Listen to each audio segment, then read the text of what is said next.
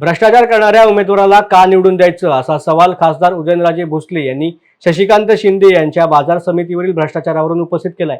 महाविकास आघाडीचे उमेदवार आमदार शशिकांत शिंदे यांच्यावरती मुंबई कृषी उत्पन्न बाजार समितीमध्ये भ्रष्टाचाराचा आरोप होत असून याविषयी उच्च न्यायालयामध्ये आदेश असल्याचं देखील खासदार उदयनराजे भोसले यांनी सांगितलंय।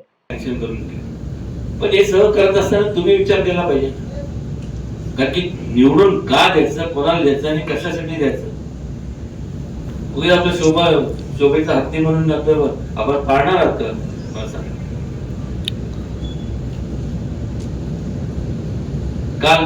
काल महेश शिंदेनी प्रेस घेतली, काय उत्तर दिलं? पवार साहेब काय बोलू शकले? फक्त आपलं कानाडोळा केला, त्या पलीकडे काय करणार आहे आता सध्याचे आता विद्यमान जे उमेदवार आहेत खासदारकीचे?